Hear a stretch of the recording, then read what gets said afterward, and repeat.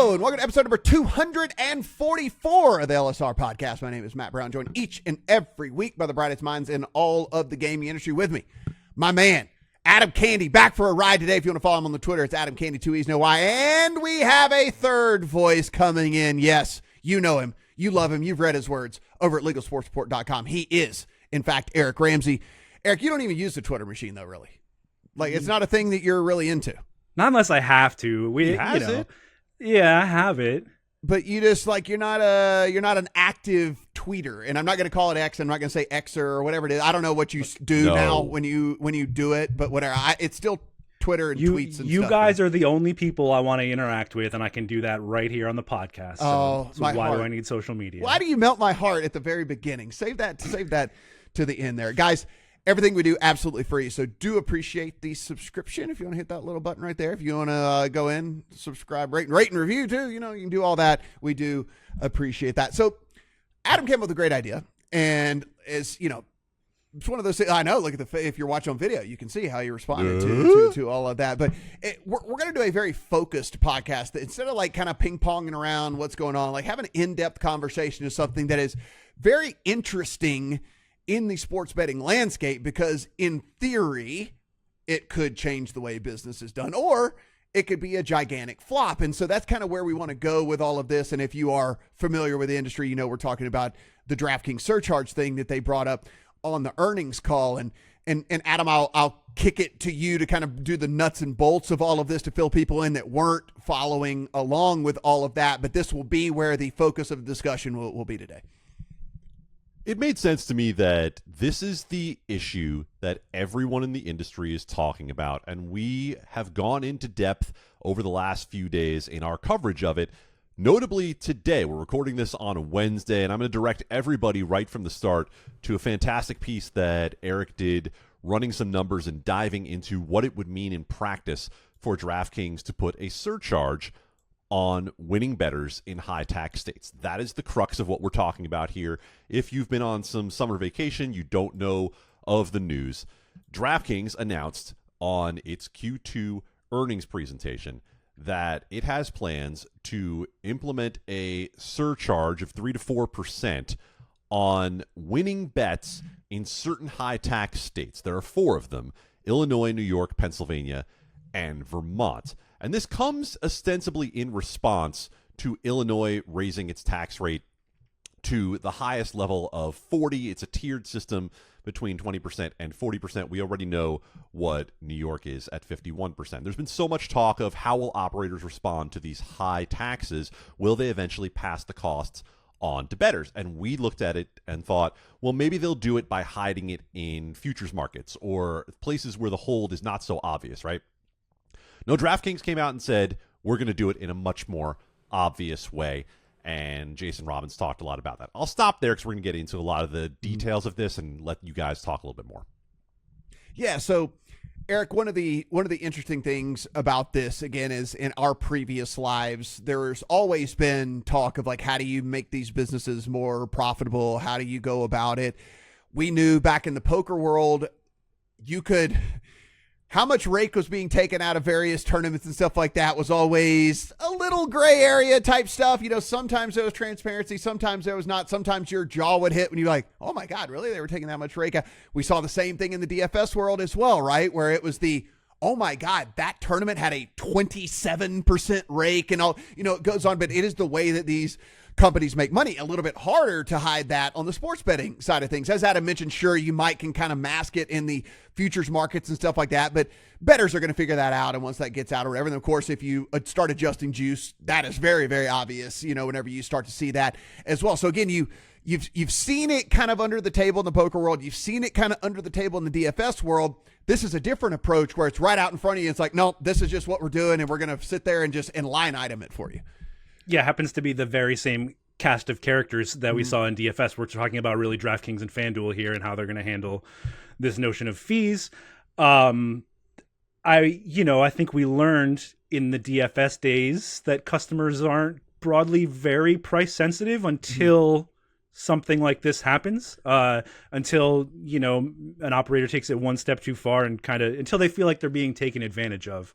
So some of the question I have out of this decision from DraftKings is, how many customers will feel like they're being taken advantage of versus how many will, believe that DraftKings has a good enough product that it's worth the extra juice on their bets. So funny you bring up DFS, because really lots of parallels between what we saw with the sort of fee wars, the VIG wars in DFS versus what we see now. And I will say one thing that has changed is the transparency. At least DraftKings is putting it right on the bet slip, so the bettor knows exactly what they're getting into. That's a little different from the previous versions of these fee wars we've had. But yeah, lots of parallels to the old DFS battle between these two as well. Adam, as a bettor yourself and me as a bettor, I will say this before we kind of dig into what we think here. I at least do respect the transparency part of it, because as you mentioned, you could have tried to do this on the low, right? Again, you build it into all these markets that an unsophisticated bettor wouldn't understand that it's getting built into, right? And so at least, and this is not a defense of what's going on, and we'll get into how we actually feel about all this, but at the very least, the transparency is at least nice, right? Where we're not uncovering this or whatever. It's kind of hey, here's what we're going to do, and it's a damn light item on your ticket. Might be some, a little bit of Hershey's syrup and expired milk, to put it that way. But I think you look at this fee and ask, well, why is it as transparent as it is? Because in a way, it is an attempt by DraftKings to get people upset about these taxes. It is an attempt to get their customers mad about it, and for DraftKings to say, hey, don't blame us. We're not the ones who put this tax structure in place. They are essentially trying to achieve a uniform tax rate of roughly 20%, and all of these states come in above 20%. Now, politically, I don't think it's smart calculus. I don't know that people are going to necessarily think, I'm going to go to my legislator and say, why are you making the taxes on poor DraftKings so high? No, they're going to look around in all of these markets where they have a lot of options and say, all right, I'm just going to use my other app if I'm worried that I'm going to get taxed by DraftKings. I just wonder if the money potentially raised, which Eric has estimated at up to $220 million annually, depending on the way this is all structured, I do wonder if the perception hit that DraftKings is going to take here will be worth it. But, big but, the question is, will anyone else come out and do the same? Did DraftKings provide cover for anybody else to implement a similar surcharge? We've already seen BetRivers, obviously a much lower market share operator, come out and say that they do not have plans to do that. FanDuel's earnings call is tomorrow, and that is the big one that we're waiting to see, because if FanDuel says we're not doing it, DraftKings could get left on a pretty lonely island here.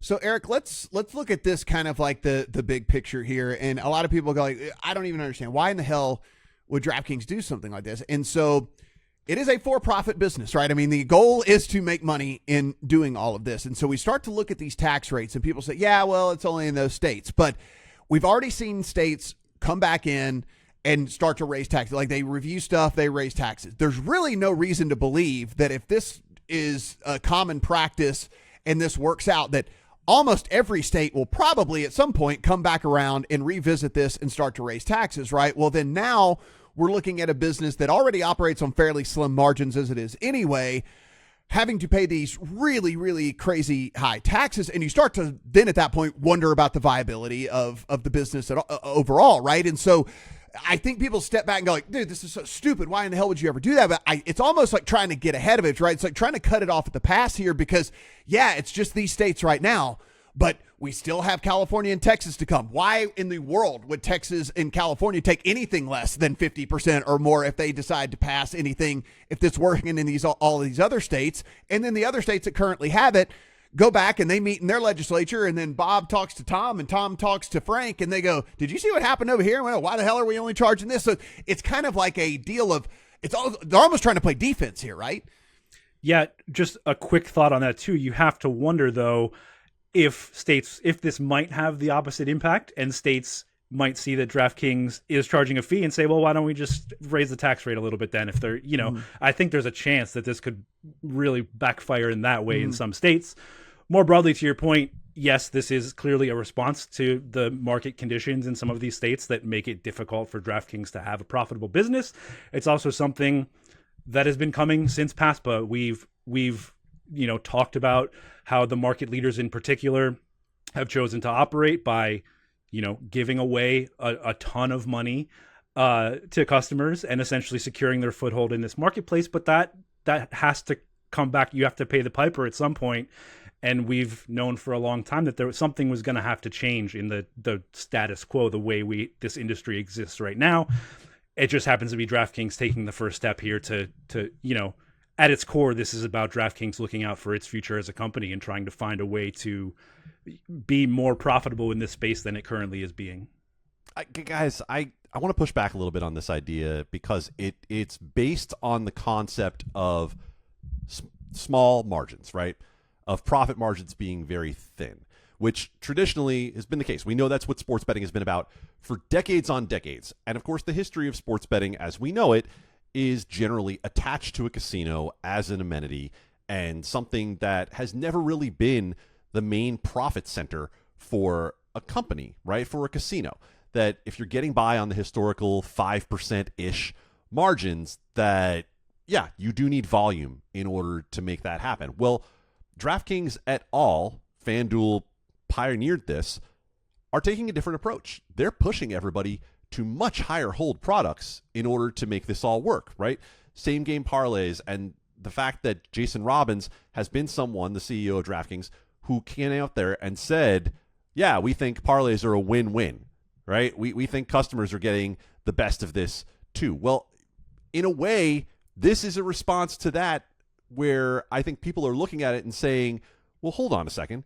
You're telling us that this works because your margins, your hold, are more like 11, 12, 13% in good months, right? You're making a lot more profit than other companies are. And the response from those sports books is, well, that's the cost of operating in the regulated space, X, Y, and Z. Is it though? Or is it the cost of being able to show growth to shareholders? That's the reality. We understand that, and we respect that as well. But I do think some of the pushback you're seeing is that DraftKings has been very forward in its discussion of pushing people to higher margin products and talking about the fact that they don't want winning bettors, right? That long term, they don't want winning bettors, and they're putting a surcharge now on winning bets. Eric can tell you more about the mechanics of why we think they're doing it that way to try to avoid some tax burdens. But I think some of this is DraftKings getting the response from the public that is based on the steps they've taken in the past that have been to say, yeah, we're trying to make more profit. Yeah, and so here's the thing about that, though, to me.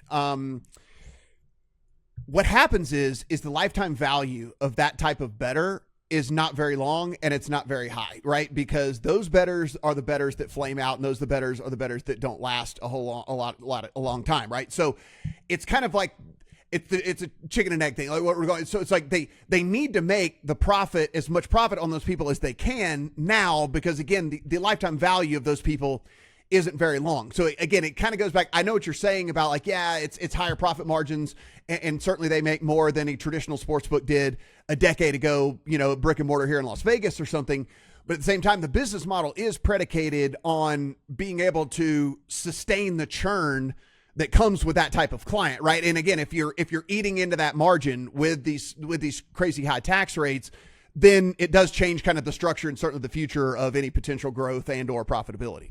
You're right. Churn is something that has to be factored in. But I also say when it comes to lifetime value, look back at the last few earnings presentations from DraftKings, roughly about a year ago especially, where they talked about same-state growth and the fact that same-state growth was actually fueling their march toward profitability. Right now, some of that same-state growth is because they're pulling back on marketing costs and they already have the customers there. But the idea of churn, if we're going to talk about it that way, if we're going to talk about churn with DraftKings, talk about churn with everybody and say, are we necessarily churning 12% hold players? Probably some, yeah. But if what the American customer wants is $20 same game parlays with 17 legs, then maybe they're not all churning, right? I think there's a question that's a reasonable question that we might never get the answer to, right? Because it's probably deep inside the profit and loss statements beyond what we're going to hear from these publicly traded companies. But it's a really interesting thing when we discuss, is it continually acquiring new customers to churn at that level, or are you trying to retain some of these players who are losing at higher numbers than other customers? And Eric, I want to circle this back again to kind of our past lives or whatever. And this is all I have to draw from. And so I should clarify all of this, right? Like, I am making opinionated statements here, and kind of like I am making my own forward-looking statements that aren't backed up by any sort of scientific data and research right now, because all I'm going from is stuff we have from the past, right? So we saw it in the poker world, we saw it in the DFS world, right? It's like when it's super hot and everyone's in and whatever, and then you see it becomes this slow attrition whenever people realize somewhere along the way that I'm not good at this anymore, right? And then so you see, it's like there's sustainability, and then it just starts trickling off and trickling off and trickling off. We saw it in poker. We saw it in DFS. I don't know that it will be apples to apples in sports betting. I do believe there are a healthy amount of these people that are the high hold customer that at some point are going to look and go, man, I lose these damn things every single time I do them. And like, that doesn't mean they're going to quit doing them. They might still do them every now and then or whatever. But I think that the like, hey, doing this multiple times a week, or doing them for $20 now becomes doing them for $10, and doing them for $10 becomes doing them for $5, whatever it might be. I do think there becomes a point where there is at least a little bit of self-realization amongst the customer as well, which we saw in these other semi-parallel industries, like not apples to apples, to where there is going to be that, right? And so that's why I just keep, it's a guess for me what's going to happen 5, 6, 7 years down the road. But I do think that the reason they're so worried about this now is because they know what this is going to look like further down the line.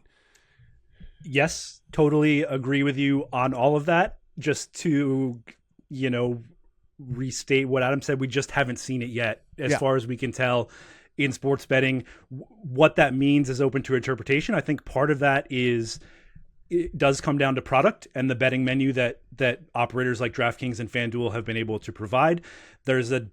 It's somewhat different in DFS, and I'm not sure exactly how to describe it, but there's a bigger entertainment component, I think, in casual sports betting than there ever was in casual DFS.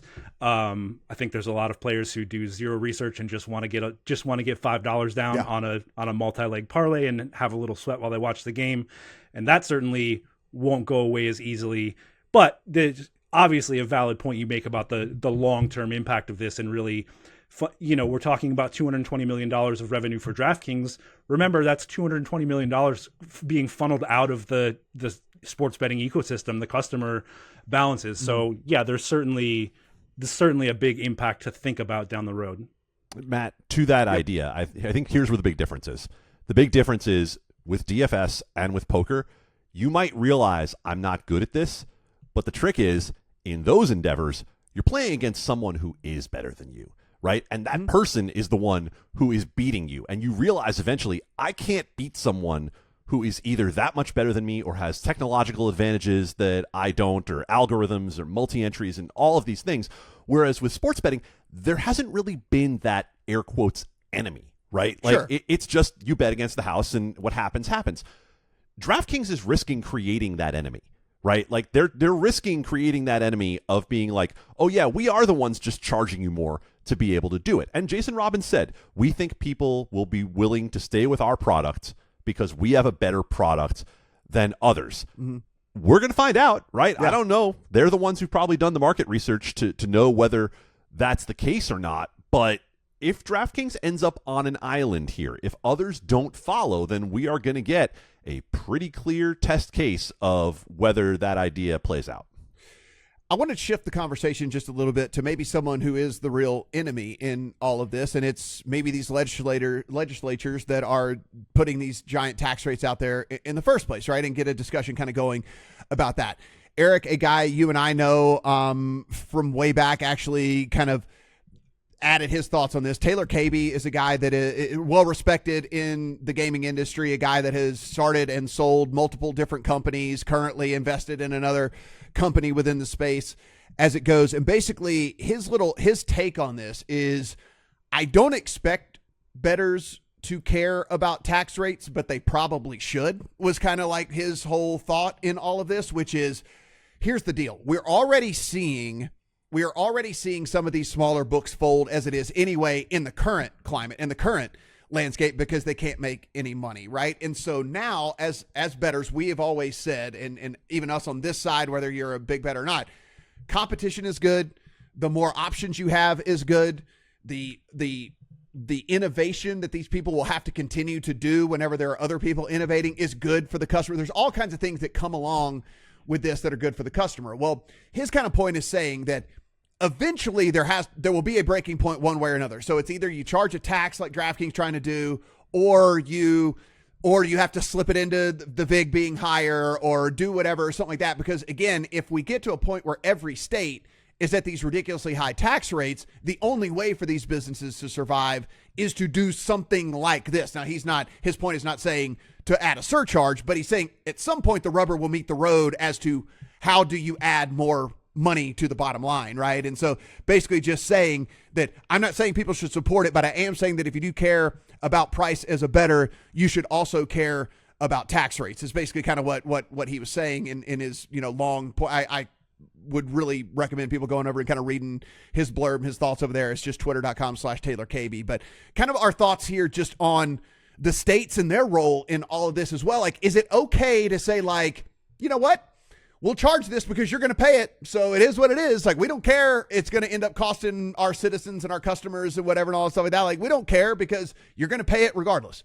I mean, my very short answer would be yes, that's the way it is. And that maybe is the way, I'm probably okay with that at first blush. There's a little, this is one area in which these operators did shoot themselves in the foot a little bit over the course of the past 5 years by,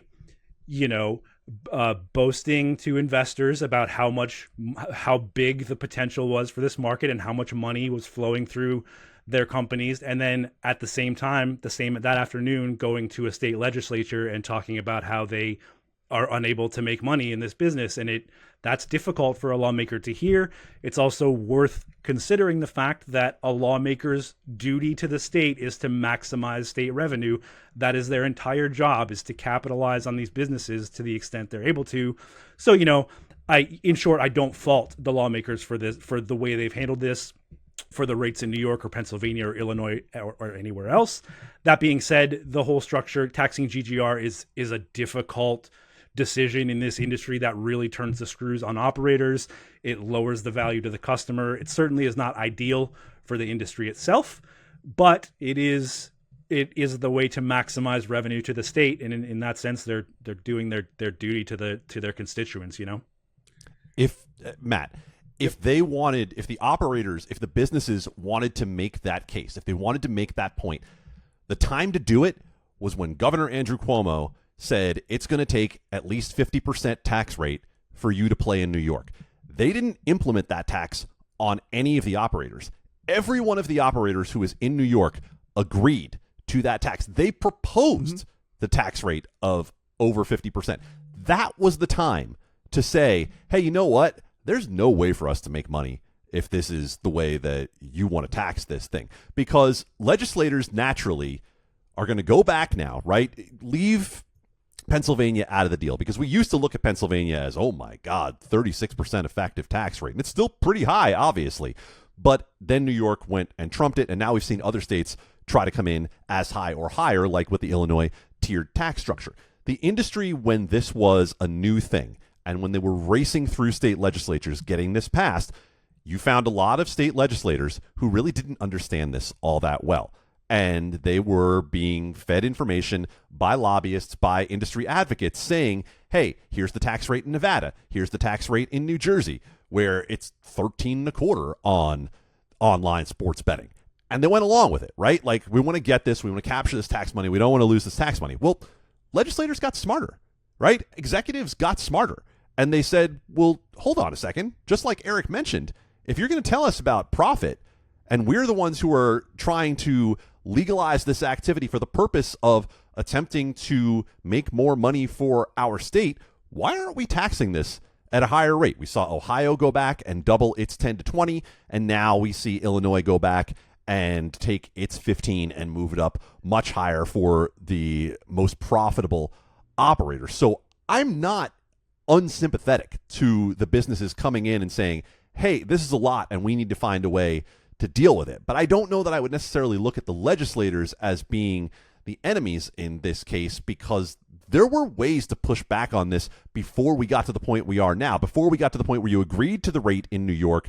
Then they tried to go back immediately. Less than a year later, they tried to go back and get that rate changed in New York. And Senator Joe Adabo, among others, said, why would we do that? You pitched it. You agreed to it. We're making good money off it. We shouldn't do that. So there's going to be a middle ground. You're right. Eventually, we're going to land somewhere in the middle. I don't know that it's going to be short or easy from the industry side to get there, though.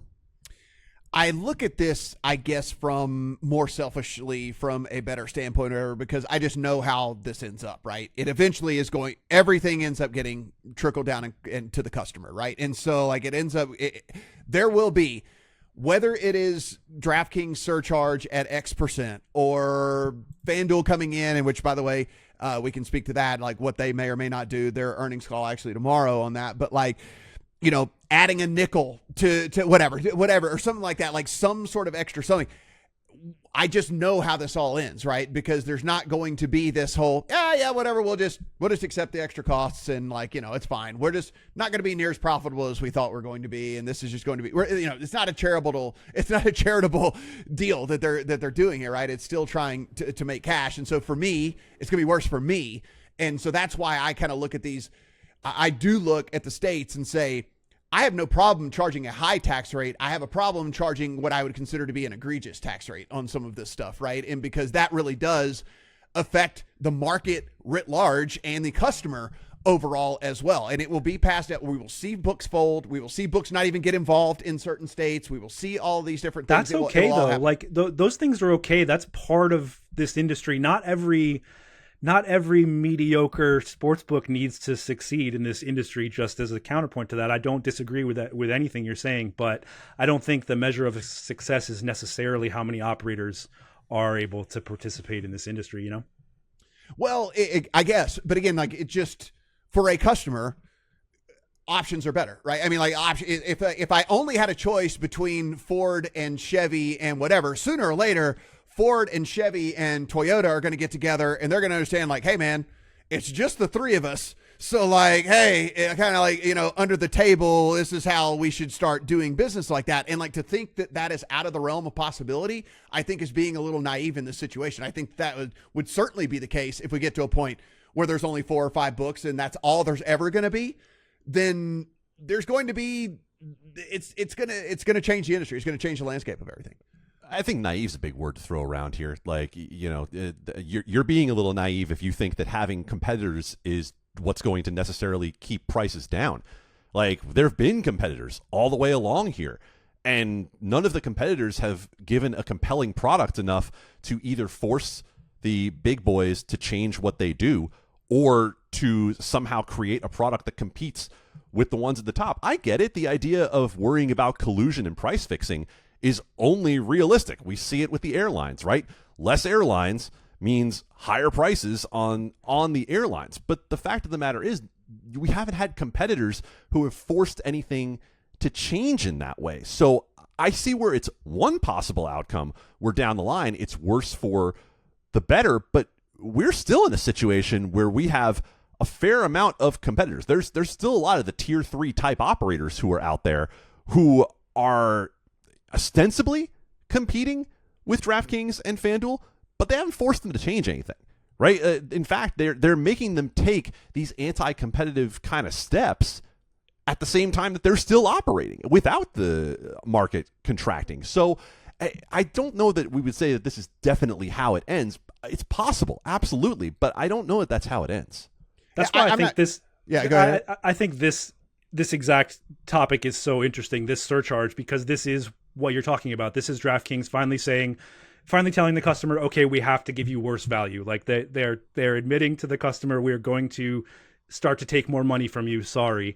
And this is coming to fruition. Your fear here, and the response is really going to tell us whether or not we need to be worried about it, what the other operators do, whether customers start to migrate away from DraftKings. So far to this point, we haven't seen customers chased away by anything on any app. All the prices are pretty much the same. You can find what you wanted, a large number of apps. There's not been any reason to really move your business somewhere else. So here we are at this crossroads with DraftKings where they finally put customers to a decision here. Like, you going to stick with us or are you going to go? This is coming to fruition, what you're talking about. Your points are well taken here. I'm just not sure we're going to see it change much going forward. Yeah, and to be clear, I'm talking. This is not like a in a snapshot of the near future type deal, right? Obviously, I'm talking further down the line. I mean, this is there are tier 3 competitors currently. It's I don't think it's crazy to think that we can pretty easily assess that a decent amount of those are going to go away over the next 5 years. We've already seen it in the early stages of this, and if it gets tougher to compete from a financial standpoint, then obviously we're going to see more of those fold, and we're going to see more of those go away as well. And so I'm more looking at the long-term picture of an industry and what does a healthy industry look like. And a healthy industry to me doesn't look like 3 or 4 different choices, right? And like at the end of the day, I kind of see us barreling towards that fairly like quicker than I thought, right? I mean, maybe that was the end game anyway, 10 years from now, 20 years, maybe that was the end game as it was anyway, but it seems like this might speed up the process if we don't give any of these tier 3 a shot from the get-go, right? Because if they can't afford to even do anything at all, if they had, aspirations going, we thought even there's guys waiting in the wings. We keep talking about Bet365 and keep talking about whatever. Well, maybe we get to a point where they were waiting in the wings anyway, right? And then now they're like, see, this is why we waited in the wings, because now they're going to do this nonsense with all this, and we're not even going to give it a whirl. To hell with it, we're out of here, And so, again, don't know that's going to happen. This is all just kind of speculating, forward-thinking type of stuff, but that's where I'm coming from in this. Sure, and that makes perfect sense. And I think what would happen is that is when we start to get into the check and balance of the regulated market. That is not just the free market competition part. That becomes the regulator part, right? That becomes the part of saying you subjected yourself to regulation that is supposedly in the best interest of the consumer. And we talk all the time about consumer protections when it comes to a sports book not running off with your money, or like we just saw in New Jersey where Bet365 was ordered to pay more than $500,000 for odds that were improperly adjusted on bettors over the course of 3 years.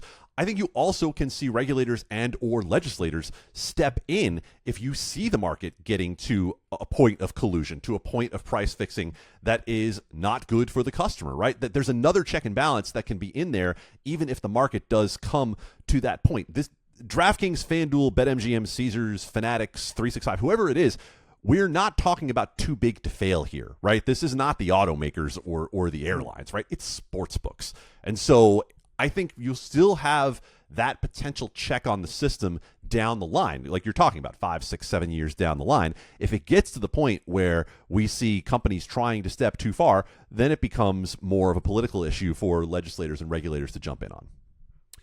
It's like with healthcare, way I'm looking at this right now, where it's like we wait for something to break before we come in and try to fix it, as opposed to being preventative and not letting it break in the first place. And so that's why I'm kind of where I am with all this, where I'm like,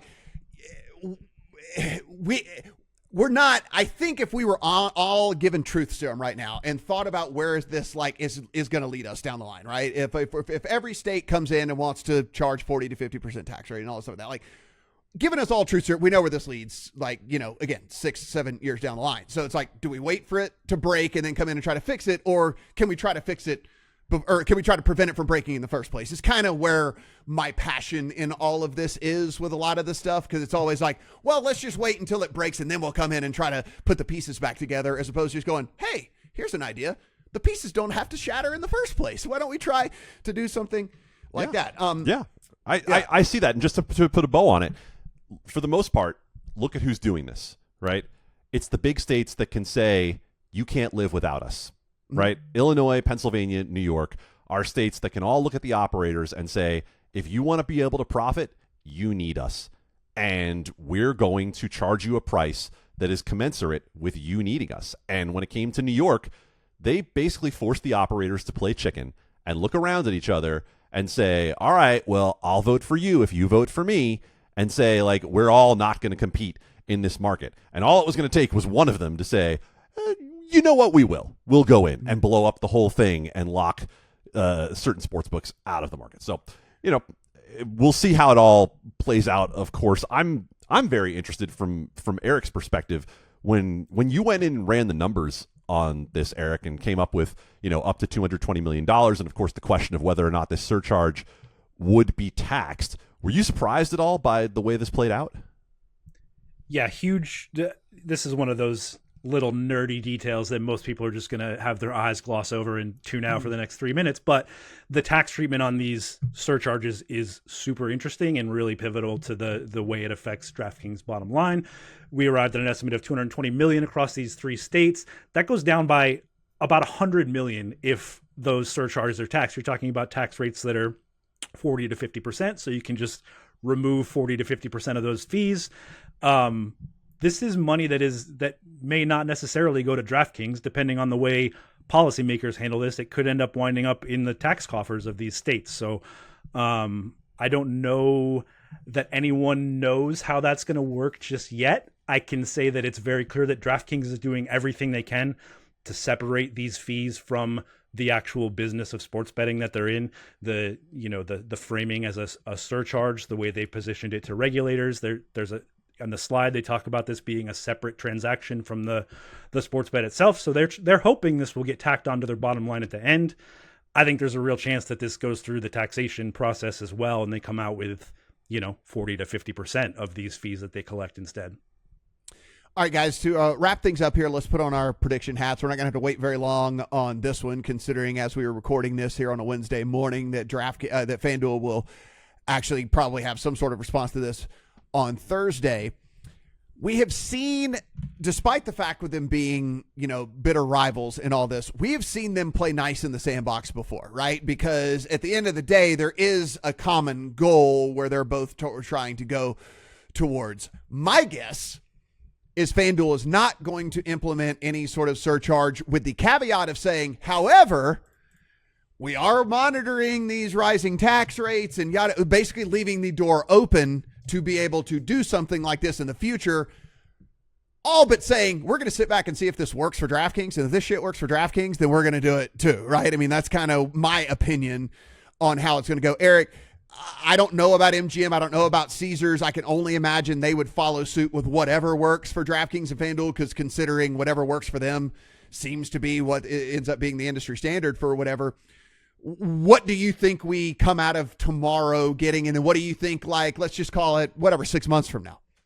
Yeah, it's tough. I think you're right that they're likely to take a wait and see approach. I think that might be beneficial to them. Look, they could have already come out and said, we are not going to do this for the foreseeable future. That would have been a little bit of a PR win at the right time. But maybe they want to let DraftKings implement this first. There seems to be a little, Robbins in his comments to the investors wasn't fully committed to this. He was presenting it and laying it out, but there was a lot of, we'll see what everyone else does. This may or may not work. There was a lot of uncertainty kind of coming through the phone line there. So I wonder about that. And, I will say the fact that DraftKings did this alone makes me think that FanDuel is slightly, I don't know what kind of competitive communication there is and coordination between the people that make these decisions at the two companies. But if DraftKings made this decision without a sense that FanDuel was also going to do this, then that seems like that's a real big step. My hunch is that they have some sense that FanDuel is going to follow them. I don't know where that necessarily would come from or how that might come to be, but my sense is that at least they expect that FanDuel will follow them, if that makes sense. Adam, let's put that hat on for you as well. What do we come out of tomorrow with, and then what do we come out of this, 90 days, 6 months down the road? Working backwards in what Eric said, the level of competitive communication depends on the endeavor, right? DraftKings and FanDuel have poured $6 million into Missouri for signature gathering to try to get that initiative on the ballot. They can coordinate when they want to coordinate.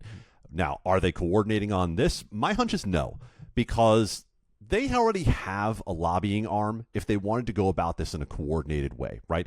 The sports betting alliance of DraftKings, FanDuel, Fanatics, and BetMGM is out there in states that do not have sports betting, in some ways trying to build a groundswell to be able to get legal regulated sports betting.